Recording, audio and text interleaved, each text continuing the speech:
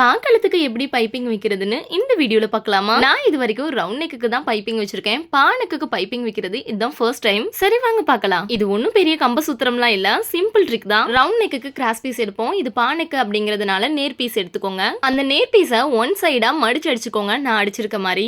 அடுத்ததா மெயின் ஃபேப்ரிக்கோட அந்த பா முனையை வந்து கட் பண்ணி விடுங்க. இப்போ அந்த நேர் பீஸை வச்சு நார்மலா நம்ம பைப்பிங் அடிச்சுட்டு வருவோம் இல்லையா, அந்த மாதிரி அடிச்சுட்டு வாங்க. கரெக்டா அந்த பா கார்னர் வரும்போது ஸ்ட்ரைட்டா மேக் பண்ணிக்கோங்க. இப்போ நான் அடிச்சு முடிச்சிட்டேன். இந்த மாதிரி தான் இருக்கு. இப்போ என்ன பண்ண போறோம்னா, நம்ம ஆல்ரெடி அந்த பா நெக்கோட கார்னர்ல கட் பண்ணிருக்கோம் இல்லையா, இப்போ வச்சு ஸ்டிச் பண்ண ஃபேப்ரிக்லையும் கட் பண்ணி விடணும். அடுத்து வழக்கம் போலதான் நீங்க நார்மலா பைப்பிங் அப்படியே ஸ்ட்ரைட்டா அடிச்சுட்டு வாங்க, எந்த பக்கமும் சின்ன பெண்டு கூட இல்லாம. இப்போ ஃபைனல் டச்சா நம்ம அடிச்சு திருப்பி இருக்கோம் இல்லையா, அந்த கார்னரையும் கட் பண்ணி விடணும். நான் மார்க் பண்ணிருக்கேன்ல அந்த இடத்துல. இப்போ நீங்க வழக்கம் போல திருப்பி அதை ஹெம்மிங் பண்ணிட்டீங்கன்னா முடிஞ்சது. இப்போ பாத்தீங்களா, அழகான பா நெக்குரிய பைப்பிங் நமக்கு கிடைச்சிட்டு. இந்த பைப்பிங் ட்ரிக் நல்லா இருந்தா உங்க டெய்லருக்கும் ஃபார்வர்ட் பண்ணி இதே மாதிரி எனக்கும் ஸ்டிச் பண்ணி கொடுங்கன்னு சொல்லுங்க. அண்ட் மறக்காம என்னோட பேஜை ஃபாலோ பண்ணிக்கோங்க. தேங்க்யூ.